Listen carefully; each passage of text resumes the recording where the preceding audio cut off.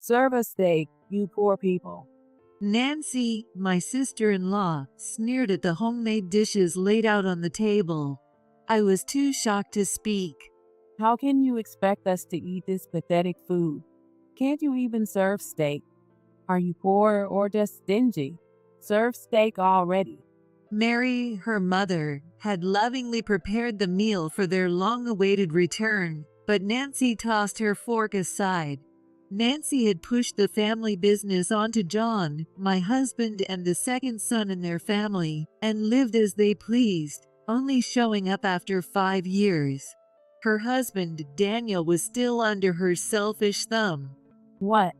This food looks terrible. We made the effort to come here, and this is all you can offer? Nancy cursed at the food set before her. Beside her, Daniel was smirking. Why did they even come back? No matter that he's the eldest son, this was not the right way to reunite. I was at my breaking point, but John's feelings were likely more complex and intense. This is the last time we'll be seeing you. John stood up and spoke to Daniel and Nancy in a low voice. It was the first time I had seen the usually gentle and kind John show such a stern expression. My name is Victoria Smith, a 45-year-old housewife. I've been married to John, the second son of the Smith family, for 12 years. Now, we live with John's parents and our 10-year-old daughter in his family home. Until our daughter Emma turned 1, we lived in an apartment near my parents' place. Having my mom close by during my pregnancy, childbirth, and postpartum period was a great comfort. If possible, I would have liked to stay near my mom until Emma got a little older, but everything changed 9 years ago on the day of that family meeting. I mentioned it beforehand, but today we're going to talk about the future of this house. It was Nancy, Daniel's wife, who brought it up in a tone that suggested she found it bothersome. Nancy, with her flashy clothes, makeup, and way of speaking, looks much younger than me. But she's the same age as I am. Daniel, John's older brother, is weak-willed and can't stand up to Nancy. Yet, he always acts tough towards his parents, Mary and Kevin, and my husband John. After drifting from one job to another, saying each wasn't right for him, he seemed like a hopeless guy to me. That hopeless guy then spat out, sounding even more annoyed. Let's get this over with. John and I had been vaguely informed that we were summoned to discuss our future. I was worried that something might be wrong with Mary or Kevin's health, but it didn't seem to be the case, which was a bit of a relief. I had left my daughter Emma with my mom so she wouldn't interrupt the discussion. I'm sorry. Thanks for gathering despite your busy schedules. Really? We could have handled this over the phone instead of coming all the way out to this rural area. Anyway, let's get started quickly. In front of us, Mary and Kevin sat looking apologetic. For some reason, they seemed smaller than usual, and I felt a little sorry for them. We've managed so far, but recently our bodies just haven't been cooperating. We're thinking it might be time to step down. Step down? Do you mean retiring? Or are you closing the shop?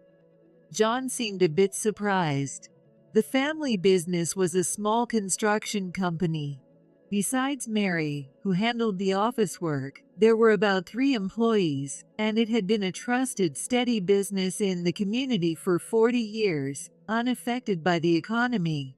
We thought about closing it, but we still have ongoing projects, and there might be more coming up. So, we called you to see if there's a way to keep it going. That's why, John, we want you to take over. What? Wait a minute. You can't just drop this on me. I have my job and my family. You don't have kids yet, so you are more flexible.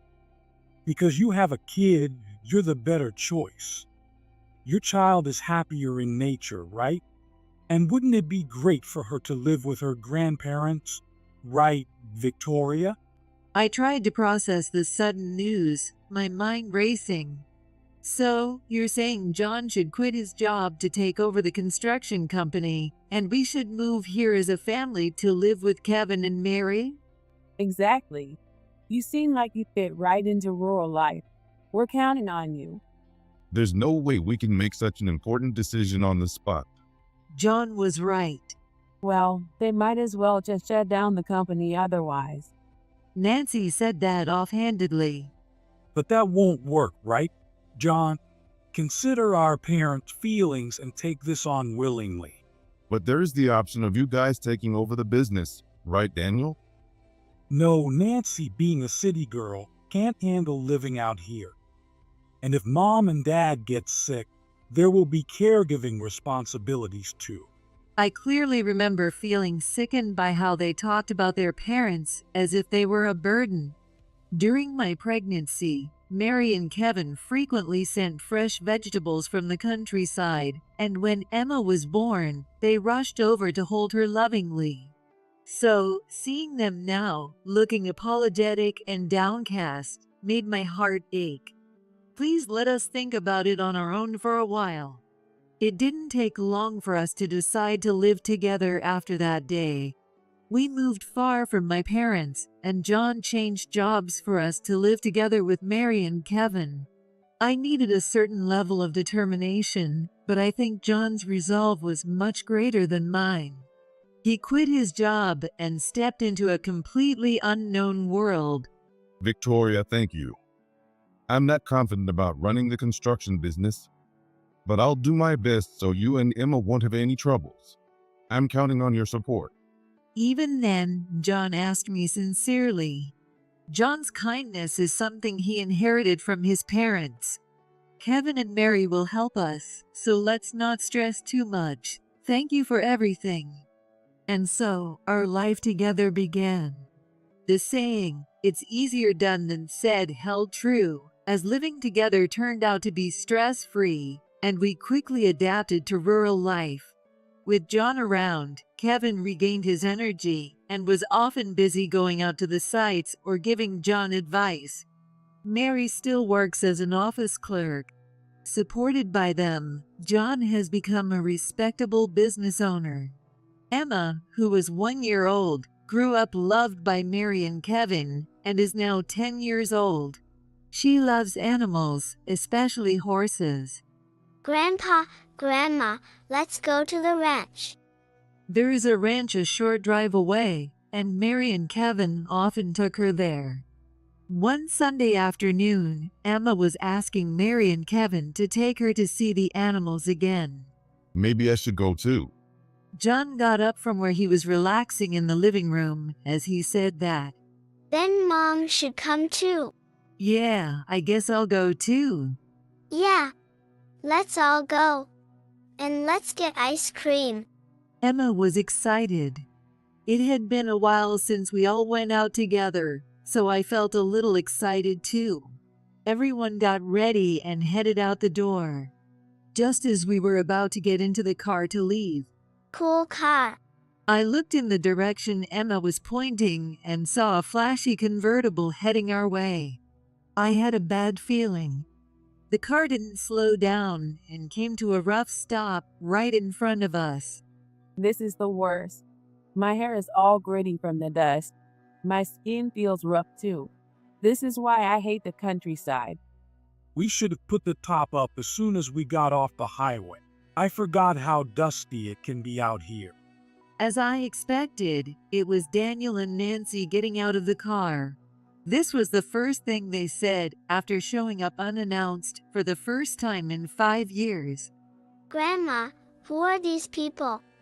You haven't seen them in a long time, so it's no wonder you don't remember. This is your dad's older brother and his wife. Hello. Daniel and Nancy barely glanced at Emma despite her greeting them. What's going on? Why are you here all of a sudden? Do we need a reason to come? This is my family home. Meeting them after 5 years, they seemed even more unpleasant than before. Still, Mary, who seemed to adore Daniel, said with a smile, Of course not. I'm glad you came. We were just about to go to the ranch. Would you like to come with us? The ranch. Why would I go to a place that smells like animals? I wish they'd just leave. Why did they come here? Oblivious to my irritation, Emma was excited. The ranch doesn't smell. The animals are so cute. Come with us. Hey, tell this kid something. Well, what's your name again? I'm Victoria. They had even forgotten my name. Oh, right, Victoria. Look, we've been in the car for a long time and we're tired. Aren't you supposed to offer us some coffee and let us rest before dragging us out? I'm sorry. I'll get some coffee right away. Please come in. Hiding my discomfort, I opened the door and invited them inside. Mom, what about the ranch? I'm sorry. We'll definitely go on the next break. I whispered softly to Emma, who looked like she was about to cry. Even though she's still a child, Emma has developed a bit of maturity and seemed to understand my situation. Okay, I'll go play with my friends then. Emma left the house. Then, everyone except Emma sat in the living room. This house hasn't changed at all. Aren't you going to remodel it? You're earning now, right? It seems like things are going well. I like the old design, but eventually we'll need to make some updates. Really? So, you must have saved a lot by now?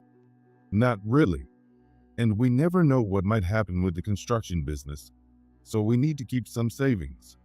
We're not struggling, but we're not exactly swimming in money either. Nancy kept glancing at me. You still dress like you shop at discount stores.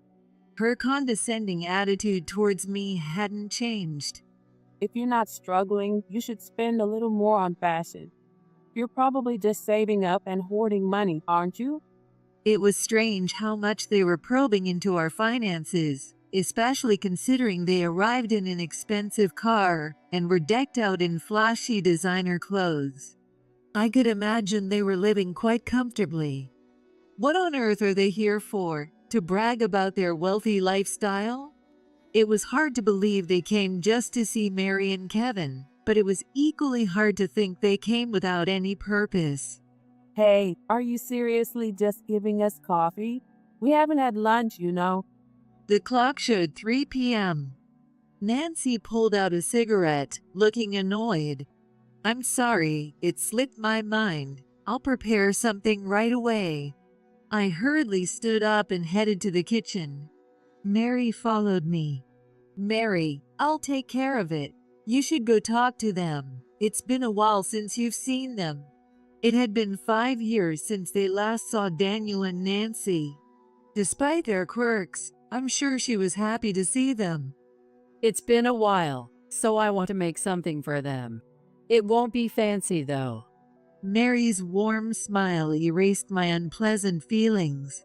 I hope I can become someone as gracious as her someday. Then I'll be your assistant, Mary. Mary is a genius in the kitchen. She didn't really need an assistant. While I prepared one dish, she skillfully made several delicious dishes with whatever was in the fridge. We carried the dishes and set them on the table. The table was now full of appetizing food. I'm sorry for the wait. It's been a while since you had Mary's cooking, right? Please help yourselves.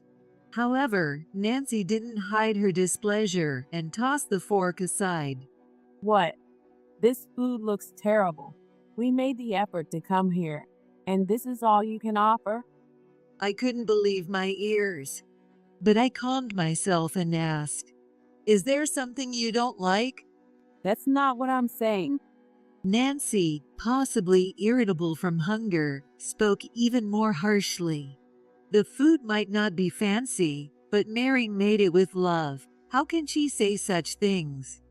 I was filled with sadness and anger. So, what do you mean? Serve us steak, you poor people.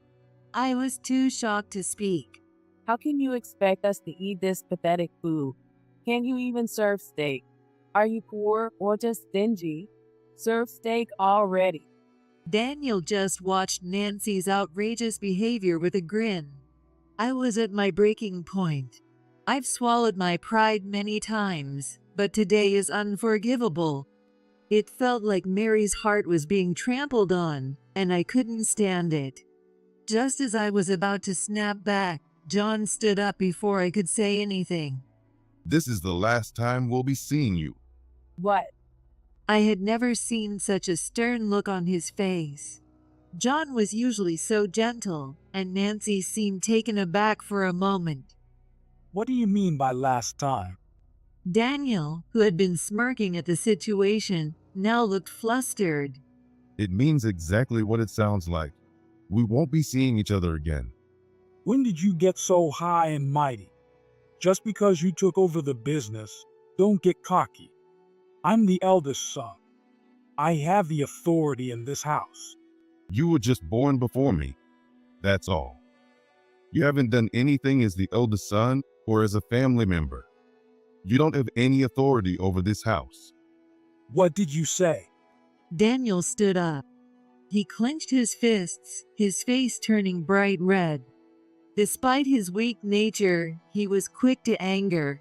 Unlike Mary, Kevin, and John, who were all calm, I wondered who he took after. Stop it. This is going to get messy. It was Nancy who stopped Daniel, who looked like he was about to hit John. I'll make sure this is the last time we meet if that's what you want, but it won't come for free. We're adults. You understand that, right? So that's it. I finally understood why they suddenly showed up. They had come to ask for money. These two always showed up when it involved money. It had been 5 years, so I had forgotten. But John remained calm. I understand. I've been waiting for this day. Waiting? Nancy looked frightened at John's smiling response. Yes. We've all been eagerly waiting for this day. Everyone in the community. We couldn't wait for this day to come. What does he mean by that? John had never mentioned anything like this to me. What are you talking about? Have you lost your mind? In contrast to John's calm demeanor, Nancy was losing her composure. I'm glad you came sooner than expected. Honestly, I felt bad keeping everyone in the community waiting any longer. So you're saying we've been keeping everyone here waiting? I don't get it. Explain what you mean. Nancy was panicking, unable to understand what was being said. Do you have any idea what he's talking about? No, nothing. No, you should have an idea. Here you are. John pulled a stack of papers from a drawer and handed it to the bewildered Daniel and Nancy. What? What is this? You'll understand when you look at it. Daniel's face turned pale as he flipped through the stack, realizing what it was. You understand now, right? Don't tell me these don't look familiar. What? What is all this? I have no idea. Daniel's eyes darted around, and sweat was pouring down his forehead. John began reading the contents of the papers aloud. George, $5,000. Richard, $10,000. Edward, $10,000. These are all IOUs from Daniel to his local friends and relatives. Should I read them all out? Stop it. Daniel hastily grabbed the stack of papers from John. What? Debt. You have debts here too. Let me see. Nancy snatched the stack of papers from Daniel, who had just grabbed them from John, and began examining each one. $5,000, $10,000, $3,000. What is this? What the hell is this? It's all the money Daniel borrowed. The total is over $100,000. What? You've got to be kidding me. Why did you borrow all this money? Did you lie to me? Nancy threw the stack of papers at Daniel. I had no choice. I wanted to see you happy. According to Daniel, he borrowed the money to buy the expensive brands, flashy cars, and a condo that Nancy liked. I bought many things for you, but the loan payments for the car and the condo are tough. And you never cook at home. We always eat out. You don't save any money. You leave all the finances to me. So you're saying it's all my fault? Your earnings are the problem. How can we save anything with what you make? And who's the one losing all the time because they suck at gambling? I'm sorry, but you gamble with me too. Every time we lose, you tell me to borrow more because we'll definitely win next time. You're the one who made me use the credit cards for loans. Daniel had loved gambling since he was young. Before getting married, Daniel would spend his entire salary on gambling, playing not only on holidays, but also whenever he had free time on weekdays. When he got engaged to Nancy, Daniel was short on funds and promised Mary and Kevin that he would be more serious from then on, so they had helped him out, as John had once told me. Despite this promise, he had continued gambling. Nancy, who married Daniel, also got deeply involved in gambling. They probably came here after racking up significant debt on credit cards, begging for money. Given this, it's no wonder Nancy, with her fiery personality, was so furious when their new debts were uncovered. Why are you racking up debt? You don't even have the income to pay it back. I did it all for you. I wanted to make you happy. Shut up. Stop blaming everything on me. I hadn't been told that Daniel had borrowed money from just about everyone he knew locally. John must have wanted to spare me the worry. I was surprised by this turn of events, but it wasn't surprising that Daniel and Nancy had ended up this way. They had been living beyond their means. Why don't you calm down and have some coffee? When I suggested this, Nancy glared at me. Why are you pretending to be nice? You probably think we deserve this, don't you? It's all your fault for not letting Daniel take over the construction business, so fix it. We're family, aren't we? Nancy's anger was now directed at our family as well.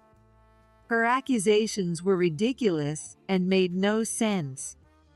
Had she forgotten that 9 years ago, she had refused to live in this rural area? Since that day, John had worked tirelessly at a job that was completely new to him. That's why we've come this far. Nancy seemed to calm down a bit after directing her anger at our family. Anyway, you can default on these local debts, but we need to repay the credit card loans. Our assets are also ours, so give us our share right now. Think of it as getting our inheritance early.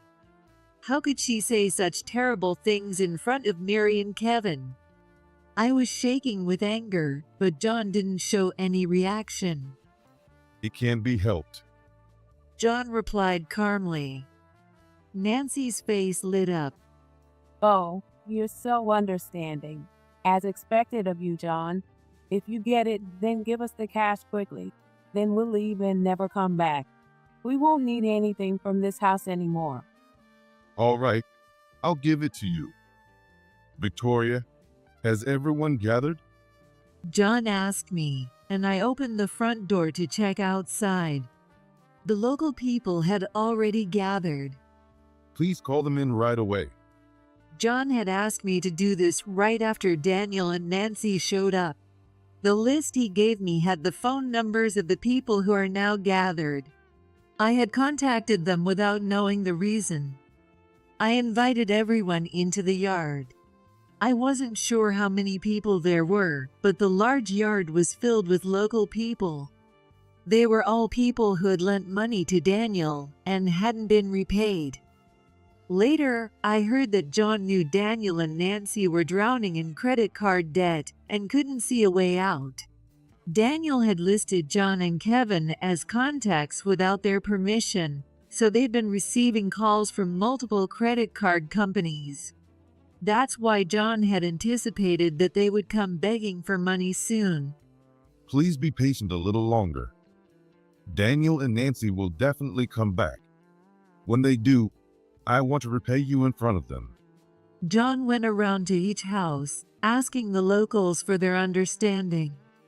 After taking over from Kevin, John worked earnestly and sincerely, valuing his relationships with people. Everyone trusted him. John and the locals who believed in him had eagerly awaited this day. Unaware, Daniel and Nancy walked right into the situation. For Daniel, it must have been an unexpected turn of events. He couldn't say anything in front of his friends and relatives, and just looked down in embarrassment. No one spoke to Daniel. They only looked at him with disdain. I'm truly sorry for the trouble Daniel has caused you. Thank you for trusting us. As promised, I will repay the money he borrowed right in front of him. John apologized to each person and paid off Daniel's debts. Mary and Kevin, standing next to John, also apologized to everyone. Unable to bear watching, I apologized as well. Stop it. That money is ours, isn't it? Cut it out.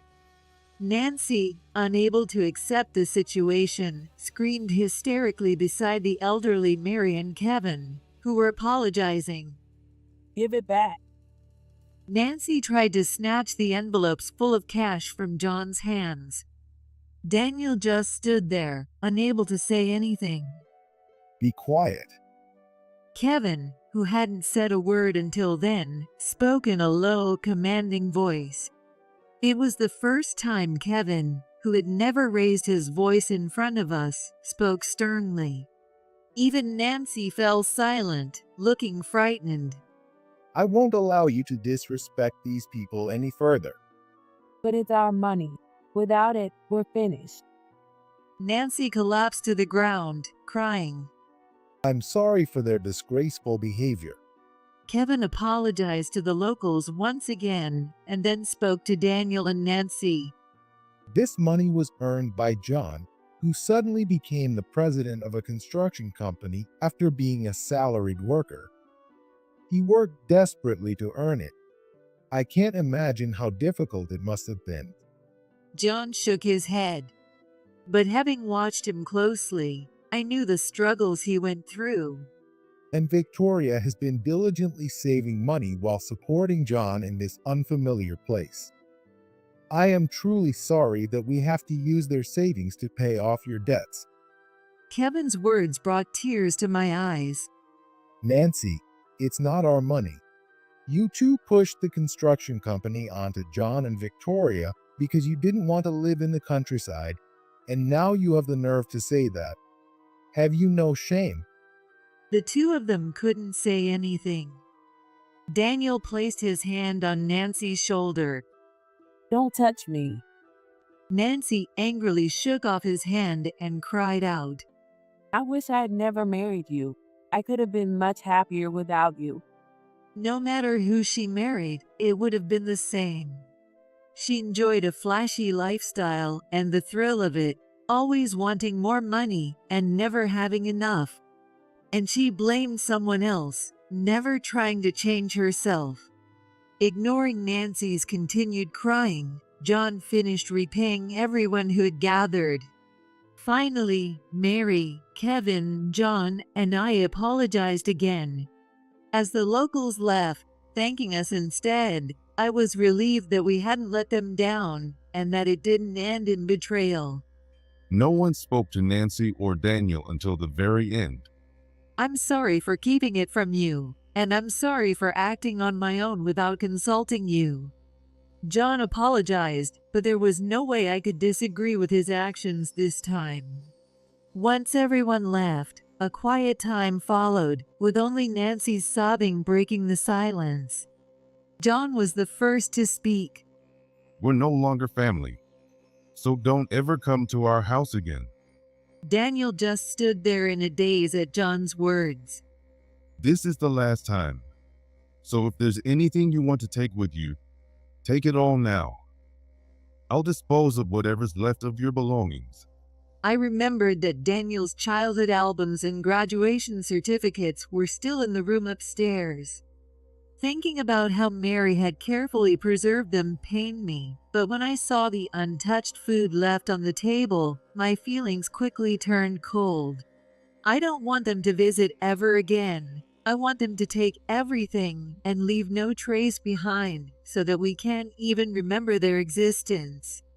These people were no longer family. I felt sorry for Mary, but I didn't want them to leave anything behind. Please pack everything into this. Take everything, leaving nothing behind, so you have no reason to come back. Daniel snatched the large bag I handed him and went upstairs.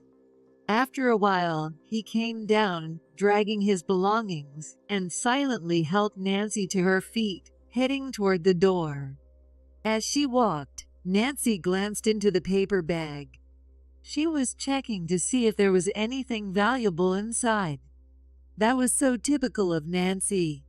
What's the point of taking this stuff back? It's worthless. What are we going to do now? I'll figure something out. Let's just go home. You can't fix this, which is why we came here. What are we going to do? Were they still planning to argue? I didn't care, but I wished they would do it after they left. At 5 p.m., Emma came home. Hi. Oh, I'm so hungry. Her bright demeanor lightened the mood. Wow.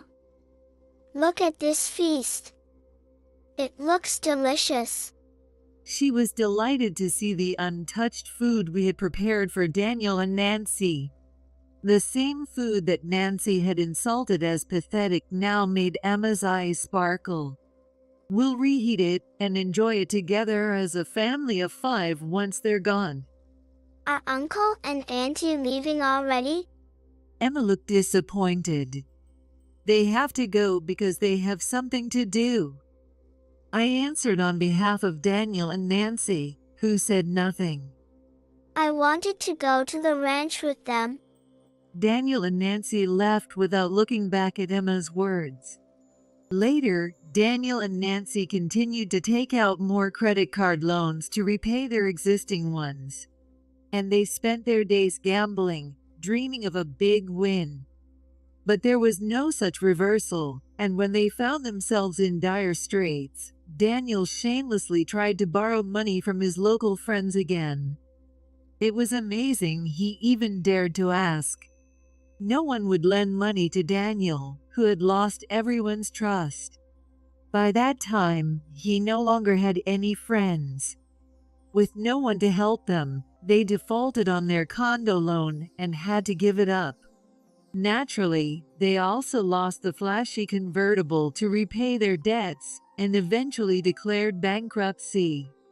We learned they were admitted for addiction treatment when the hospital called us.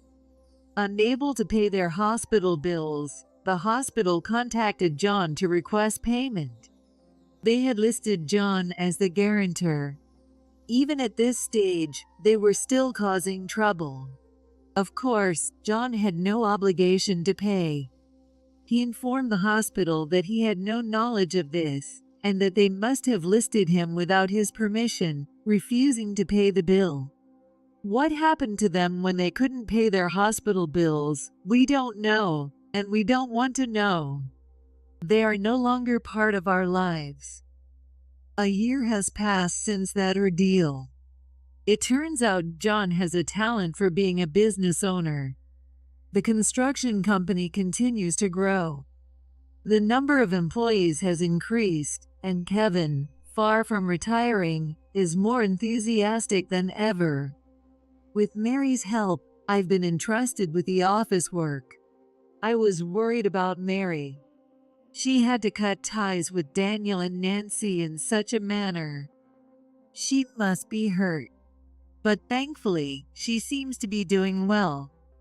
She helps around the house and occasionally assists me with my work. She complains about having more to do than before, but she seems to enjoy it. Our days are busy, but filled with laughter. Today is a day off, so let's all go out.